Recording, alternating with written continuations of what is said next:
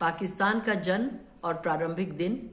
लेखक श्री प्रकाश। वाचन नीलांजना किशोर। चैप्टर 14 नयाचार यानी प्रोटोकॉल की गुत्थियां।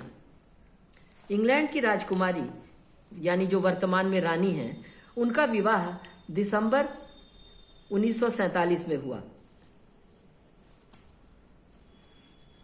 भारत के उस समय के गवर्नर जनरल लॉर्ड माउंटबेटन अपनी पत्नी लेडी माउंटबेटन के साथ इस विवाह के लिए इंग्लैंड गए। कराची में मौरीपुर के सैनिक हवाई अड्डे पर इन्होंने अपना वायुयान बदला और फौरन ही इंग्लैंड के लिए रवाना हो गए। मैंने उनका वहां पर अभिनंदन किया। मुझे स्मरण नहीं कि पाकिस्तान के शासन की तरफ से कोई प्रतिनिधि उनके सम्मानार्थ हवाई अड्डे पर उस अवसर पर गए थे या नहीं। वहां पर सैनिकों ने लॉर्ड माउंटबेटन और उनके दल को अभीष्ट सहायता पहुंचाई और वे यथासंभव शीघ्र ही रवाना हो सके। विवाह के बाद वे अपनी पत्नी और कन्या के साथ उसी रास्ते लौटे। मैं उनका स्वागत करने हवाई अड्डे पर फिर गया। वे दिल्ली वापस जा रहे थे। मुझे ऐसा विचार हुआ कि वे आशा करते थे कि जिन्ना साहब उनसे मिलने आएंगे। उस समय जिन्ना साहब कराची में नहीं थे। आश्चर्य की बात थी कि भारत के गवर्नर जनरल के सम्मानार्थ पाकिस्तान का कोई मंत्री भी नहीं गया। उस समय पाकिस्तान के एकमात्र प्रतिनिधि जनाब आगा हिलाली थे, जो पीछे दिल्ली में पाकिस्तान की तरफ के राजदूत थे। उस समय वे वहां के विदेश मंत्रालय में उप सचिव थे। अपनी शिष्टता और सौजन्य के लिए वे सदा प्रसिद्ध रहे। सैनिकों ने लॉर्ड और लेडी माउंटबेटन के लिए चाय पानी का विस्तृत आयोजन कर रखा था। जैसे ही लॉर्ड माउंटबेटन अपने हवाई जहाज से उतरे, मैंने उनका अभिनंदन किया। सैनिक अफसरों का अभिवादन स्वीकार कर वे मुझे एक तरफ ले गए। हवाई जहाज के लंबे मार्ग पर घंटे भर मुझे साथ लिए वे ऊपर नीचे टहलते रहे। मैंने उनसे बार बार कहा कि चलिए चाय पी लीजिए, लोग आपके लिए ठहरे हुए हैं, पर वे मुझसे बातचीत करते ही चले गए। देश के विभाजन के समय जो समस्याएं पैदा हुई थी, उन्हीं के संबंध में बातें हुई। कश्मीर की चर्चा बराबर होती रही। इस समस्या के समाधान के संबंध में मैंने अपनी राय उन्हें बतलाई। अभाग्यवश आज भी मेरी वही राय है। चारों तरफ बड़ा जोश फैला हुआ था। लॉर्ड माउंटबेटन ने मुझसे कहा, गवर्नर जनरली का कार्य जिन्ना साहब का नहीं है। जो कुछ घटनाएं घट रही थी उस पर उन्होंने दुख प्रकट किया। मुझे स्वयं आश्चर्य हुआ कि पाकिस्तान शासन की तरफ से लॉर्ड माउंटबेटन के स्वागतार्थ उचित प्रबंध नहीं ही किया गया। अवश्य ही लॉर्ड माउंटबेटन को यह बात खटकी। इससे उन्हें संतोष नहीं हो सकता था। मुझे भी यह अनुचित प्रतीत हुआ कि हमारे देश के गवर्नर जनरल का समुचित रूप से सम्मान नहीं किया गया। मुझे याद है कि संसद में भाषण करते हुए प्रधानमंत्री नवाबजादा लियाकत अली ने भारत और पाकिस्तान की स्थिति की तुलना करते हुए कहा था, भारत तो अब भी अंग्रेज को अपना सर्वोच्च अधिकारी बनाए हुए है, क्योंकि लॉर्ड माउंटबेटन वहां के गवर्नर जनरल है। पर देखिए पाकिस्तान ने कैसा अच्छा प्रबंध किया है कि उसने अपना ही गवर्नर जनरल रखा है। इस पर सदन में प्रशंसात्मक हर्ष ध्वनि हुई। पाठकों को स्मरण होगा कि विशेष कानून बनाया गया था जिससे प्रारंभ में भारत और पाकिस्तान के एक ही गवर्नर जनरल नियुक्त किया जा सकते थे। मेरा निज का ऐसा विचार है, यदि ऐसा किया जाता तो बहुत अच्छा होता। एक ही गवर्नर जनरल के अधीन दोनों राष्ट्रों में परस्पर की कटुता कम होती, मारकाट रोकी जाती और जो असंख्य नर नारी एक तरफ से दूसरी तरफ गए थे वे भी कुछ शांति के साथ जा सकते। मेरा यहाँ कहना उचित होगा कि हमारे राष्ट्रपति राजेंद्र प्रसाद जी इस बात का विचार रखते थे कि जब कभी किसी विदेशी राज्य के मुखिया दिल्ली आए तो उनका समुचित सम्मान किया जाए। मुझे स्मरण है, एक अवसर पर जब वे बंबई में आवश्यक दौरा कर रहे थे तो बीच में ही दौरा स्थगित कर वे दिल्ली चले गए, क्योंकि युगोस्लाविया के राष्ट्रपति मार्शल टीटो आने वाले थे। उस समय बंबई के संयुक्त राज्य में गुजरात शामिल था। गुजरात के एक विश्वविद्यालय के वार्षिक समारोह में वे जाने वाले थे। उन्होंने मुझे अपना प्रतिनिधित्व करने के लिए भेज दिया। आश्चर्य की बात है कि लॉर्ड माउंटबेटन के कराची में आने जाने के समय पाकिस्तान का शासन इतना उदासीन रहा। उन्हीं के समय पाकिस्तान की स्थापना हुई थी।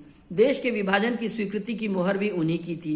उन्होंने स्वयं बतलाया कि यद्यपि पहले विभाजन का दिन 1948 के जून में निर्धारित किया गया था, उन्होंने उसे आगे खींचकर अगस्त 1947 कर दिया। जब वास्तव में विभाजन हुआ, आगे खींचकर अगस्त 1947 कर दिया, जब वास्तव में विभाजन हुआ। ऐसी अवस्था में पाकिस्तान को उनके प्रति अनुग्रहित होना चाहिए। यदि किसी को शिकायत हो सकती है तो हम भारतीयों को हो सकती है, पर मालूम नहीं क्यों पाकिस्तान लॉर्ड माउंटबेटन से चिढ़ा ही रहा। जब मैं मद्रास का राज्यपाल था और लॉर्ड माउंटबेटन पूर्वी एशिया के दौरे पर आते हुए मद्रास के हवाई अड्डे पर रुके थे, तब उनका जहाज पश्चिमी पाकिस्तान के कुछ भाग के ऊपर से उड़कर जाने वाला था, पर उसे सतर्क कर दिया गया, ऐसा वो ना करे, नहीं तो संकट की स्थिति में पड़ेगा। सिंध के राजनीतिक जन इस बात से बड़े असंतुष्ट थे कि केंद्रीय मंत्रिमंडल में कोई सिंधी नहीं लिया गया। उत्तर प्रदेश और पंजाब के लोग उसमें भरे पड़े हैं और पूर्वी बंगाल के एक सज्जन आए हैं। इस संबंध पर जिन्ना पर जोर डाला गया और उन्होंने पीरजादा अब्दुल सत्तार को लेना स्वीकार किया। इस पर बड़ी प्रसन्नता व्यक्त की गई। सिंध के मुख्यमंत्री श्री खुरो ने इस शुभ अवसर के उपलक्ष्य में बहुत बड़ा भोज दिया। अतिथियों में मैं भी था। अन्य राजदूत भी अपने कुटुंब के साथ आए हुए थे। इनमें अमेरिका के राजदूत और उनकी पत्नी भी थी। मैंने प्रोटोकॉल शब्द के संबंध में सुना और पढ़ा था। मैं तो यही समझता था कि दो राज्यों के बीच किसी विषय विशेष के समझौते के संबंध में राजपत्र को प्रोटोकॉल कहते थे। मैं नहीं जानता था कि भोजन के समय अतिथियों को बैठने के क्रम में भी प्रोटोकॉल का कोई संबंध है। कराची में हाई कमिश्नर के पद पर स्थापित होने के थोड़े ही दिन बाद यह भोज हुआ और अंतर्राष्ट्रीय गोष्ठियों के समय के सामाजिक आचार से मैं पूर्ण रूप से अनभिज्ञ था। प्रतीत हुआ कि नियम यह है कि राजदूत केंद्रीय मंत्रियों के नीचे पर प्रांतीय मंत्रियों के ऊपर पद रखते हैं। राजदूत के बाद उच्चायुक्त आते हैं। विदेशों के राजदूतों को एम्बेसडर कहते हैं, पर ब्रिटिश राष्ट्र संघ में सम्मिलित राज्यों के प्रतिनिधियों को उच्चायुक्त यानी हाई कमिश्नर कहते हैं।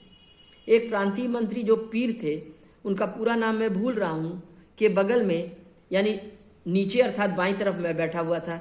मुझे इन्हें नहीं मालूम था कि मुझे उनके ऊपर यानी दाईं तरफ बैठना चाहिए। मैं उनसे बड़े आनंद से बात कर रहा था जब अद्भुत घटना घटी। अमेरिका के राजदूत की पत्नी मेरे पास दौड़ी हुई आई और कहने लगी, मेरा बड़ा अपमान हो गया। चीफ जस्टिस की पत्नी के नीचे उन्हें बैठाया गया था। उन्होंने भयंकर दृश्य खड़ा कर दिया। वे मेरे पास क्यों आई मैं समझ न सका, क्योंकि राजदूतों में सबसे श्रेष्ठ स्थान उस समय बर्मा वाले का था। यद्यपि हाई कमिश्नर होने के नाते मैं सबसे पुराना राजप्रतिनिधि वहां था। पीछे राजदूतों और उच्चायुक्तों का पद बराबर कर दिया गया। आरंभ में ऐसा नहीं था। शांति की स्थापना के लिए और आतिथेय की सहायता पहुंचाने के निमित्त मैंने अमेरिका की राजदूत की पत्नी मिसेस एलिस को बहुत समझाने का प्रयत्न किया। मिसेस एलिंग को बहुत समझाने का प्रयत्न किया। मैंने उनसे कहा, आप संसार में सबसे श्रेष्ठ देश के प्रतिनिधि की स्थिति हैं। हम राजदूतों के मंडल की आप माता के रूप में हैं। अपने हास्य रस की प्रेरणा को न रोक पाने के कारण मैंने ये भी कहा, जब हम सबको एक ही प्रकार का भोजन मिलता है तब हमें इसकी क्या चिंता करनी चाहिए कि हमें कहाँ बैठाया जाता है। उन्होंने मुझे इन साधु भावों और वाक्यों के लिए धन्यवाद तो दिया, पर वे बहुत ही क्रुद्ध थीं। उनको शांत करना संभव न था। खैर, किसी प्रकार से समझौता हुआ। उनसे बड़ी क्षमा याचना की गई। पीछे विदेश मंत्रालय से हमको सूचना मिली कि या तो हमें बूफे प्रथा के अनुसार भोज दें, जिसमें किसी के बैठने का कोई स्थान सुरक्षित नहीं रहता और उद्यान गोष्ठी की प्रथा के अनुसार लोग खड़े खड़े भोजन करते हैं, या विदेश मंत्रालय से किसी प्रोटोकॉल के अफसर को बुला लेना चाहिए जो समुचित प्रकार से अतिथियों के बैठने का क्रम निर्धारित कर दे। आगे आने वाले वर्षों में इस प्रोटोकॉल के मामले से मेरा बहुत संबंध रहा। एक बार प्रधानमंत्री ने कह डाला, ऐसा मालूम होता है कि प्रोटोकॉल के संबंध में श्री प्रकाश को बहुत विचार रहता है। मैं अपना प्रथम कटु अनुभव भूल न सका। इस कारण वास्तव में इसकी बड़ी चिंता रखता था। आश्चर्य की बात है कि ऐसा भेदभाव लोकतंत्र में किया जाता है। मुझे तो बाल्यावस्था से ही अपना पुरातन प्रकार से परिचय था। जब अतिथिगण जैसे जैसे आते थे भोजन पर बैठते जाते थे। मेरे लिए कराची वाला अनुभव बड़ा विस्मयकारी था। मैं अब भी ये समझता हूँ कि हमारे देश की प्रथा सबसे अच्छी है। तथाकथित लोकतंत्र और समाजवाद में मनुष्य और मनुष्य के बीच अधिक अंतर माना गया है। यद्यपि कहने को ये सब मनुष्यों को बराबर मानता है, हमारी प्रथा से कहीं अधिक जाति भेद की भावना इनमें है। हम तो सब मनुष्यों को मनुष्य मानते हैं, उनकी मनुष्यता को स्वीकार करते हैं, पर हम सबको बराबर नहीं मानते, क्योंकि वास्तव में सब लोग बराबर नहीं हैं। मुझे स्मरण है जब राजदूतों यानी एम्बेसडरों और उच्चायुक्त यानी हाई कमिश्नरों को बराबर का पद दिया गया तो मुझे सबसे ऊंचा पद मिल जाता, क्योंकि राजप्रतिनिधियों में मैं ही सबसे पहले कराची पहुंचा था। मैं उनका मुखिया, डीन अथवा डोयान माना जाता और कितने ही राजदूत जो मुझसे ऊंचे थे मेरे नीचे हो जाते। विदेश मंत्री सर मोहम्मद जफरुल्लाह कुछ परेशान हुए। हमारे प्रधानमंत्री ने भी इच्छा प्रकट की कि मैं अपना उच्च स्थान पाने पर जोर दूं, पर मैं तो इस भीषण स्थिति में शांति ही चाहता था और मैं डरा कि ऐसा करने से परस्पर का मनोमालिन्य हो सकता है। मैंने सर मोहम्मद जफरुल्लाह से कहा, मेरे संबंध में चिंता न करें और जैसा प्रबंध है वैसा रहने दें। जब मैं चला जाऊंगा तो मेरे उत्तराधिकारी नए होने के कारण बहुत पीछे के समझे जाएंगे और सब दिक्कतें स्वतः ही दूर हो जाएंगी। इस प्रकार से इस समस्या का समाधान सरलता से हो सका। विदेश मंत्रालय भी सुख की नींद सो सका। भारत और पाकिस्तान के परस्पर मतभेद की सबसे पहली समस्या मेरे सामने रेल के डिब्बों की आई। इसमें मैंने अपने शासन के विरुद्ध पाकिस्तान का पक्ष लिया, क्योंकि मैंने समझा कि जो करीब 50 डब्बे हमारी तरफ रोक लिए गए हैं वे पाकिस्तान के हैं और उनके न मिलने के कारण पाकिस्तान के रेल के कार्य में बाधा पड़ रही है। मुझे काफी लड़ना पड़ा। प्रधानमंत्री इस मामले में स्वयं पड़े। उन्होंने देखा कि मैं ठीक बात कह रहा हूँ। उन्होंने रेल मंत्री से कहा, यदि ये डब्बे पाकिस्तान को नहीं दिए जाते तो श्री प्रकाश इस्तीफा दे देंगे। तब ये समस्या हल हुई।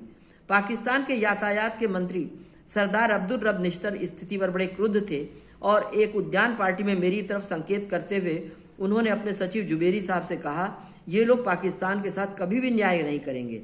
मुझसे कहा, तुमको जानना चाहिए कि पाकिस्तान ने अपने को भारत में मिला नहीं लिया है, भारत के पक्ष में कास्ट नहीं ऑप्ट नहीं किया है। उन दिनों ऑप्ट शब्द का बहुत प्रयोग होता था। जुबेरी साहब स्वयं जानते थे मैं उनके लिए कितना परिश्रम कर रहा हूं। अपने मंत्री का शिष्टता पर उन्हें दुख हुआ, मुझसे क्षमा याचना करने लगे। मुझे उसकी कोई चिंता नहीं हुई। मैं तो यही चाहता था कि जब विभाजन हो गया है तो बराबर की शांति और सद्भावना बनी रहे। खेद है कि आज भी ये सब उतनी ही दूर है जितनी आरंभ में थी। कामकाज शीघ्रता से समाप्त करने के लिए मैं स्वयं सचिवों के यहाँ चला जाता था, अन्यों से भी मिलता भेंटता रहता था। यद्यपि मेरे दफ्तर वालों को ये शिकायत थी कि मैं अपने उच्चायुक्त के पद के मान को ठीक तरह से नहीं बनाए हूँ, सब जगह स्वयं चला जाता हूँ। दिल्ली की विधानसभा की परस्पर की मैत्री ने मेरा काम सरल कर दिया था। मुझे प्रोटोकॉल की फिक्र नहीं थी। मुझे तो परस्पर की मैत्री और सद्भावना को बढ़ाने की ही अभिलाषा थी। वास्तव में वे दिन बड़े ही कठिन और कठोर थे। सांप्रदायिक दुर्व्यवहार की शिकायतें अनंत थीं। पाकिस्तान में शिकायत होती थी कि भारत में मुसलमानों के प्रति बड़ा दुर्व्यवहार हो रहा है। भारत में शिकायत होती थी कि पाकिस्तान में हिंदुओं को बड़ा सताया जा रहा है। मैंने अपना कर्तव्य समझा कि पाकिस्तान में हिंदुओं की रक्षा की फिक्र करूं और भारत सरकार को सूचना देता रहूं कि भारत के मुसलमानों के संबंध में वे पाकिस्तान में कैसी भावनाएं फैली हुई हैं। एक अवसर पर मैंने सुना कि सिंध में किसी स्थान पर हिंदुओं के साथ दुर्व्यवहार हुआ है। मैंने विदेश मंत्रालय को ठीक हाल जानने के लिए पत्र लिखा। मेरे पास कठोर भाषा में उत्तर आया कि यह हमारे घर का मामला है, तुमको इसमें हस्तक्षेप करने का कोई अधिकार नहीं है। इसके उत्तर में मैंने लिखा, जो आपने वैधानिक स्थिति बताई है वो बिल्कुल ठीक है। ऐसा होते हुए भी मैं पाकिस्तान के विदेश मंत्रालय से आग्रह करता हूं, यदि वे कभी सुने कि भारत में किसी स्थान पर मुसलमानों के साथ दुर्व्यवहार हो रहा हो तो वे मुझे बिना संकोच लिखें और मैं विश्वास दिलाता हूं यथासंभव पूरी तरह अवश्य पता लगाकर वास्तविक बातें बताऊंगा। इस पत्र व्यवहार का अच्छा प्रभाव पड़ा, यद्यपि कोई व्यवहारिक लाभ नहीं हुआ, पर हमारा परस्पर का संबंध अच्छा हो गया। पूछताछ के संबंध में अब कोई आपत्ति नहीं की जाती थी और मुझसे स्वयं कई बार भारत के मुसलमानों की स्थिति के संबंध में पूछताछ की गई और अनुसंधान के बाद जो सूचना मिलती थी अधिकारियों के बाद पहुंचा देता था। प्रधानमंत्री नवाबजादा लियाकत अली स्वयं भी अक्सर मुझसे पूछा करते थे।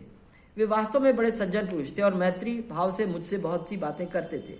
भारत स्थित पाकिस्तान के उच्चायुक्त ने तो मेरा बड़ा सम्मान किया जब उन्होंने कुछ मित्रों से ये कहा कि श्री प्रकाश पाकिस्तान में भारत के उच्चायुक्त नहीं हैं, पर ऐसा प्रतीत होता है कि भारत में भी पाकिस्तान के उच्चायुक्त वे ही हैं।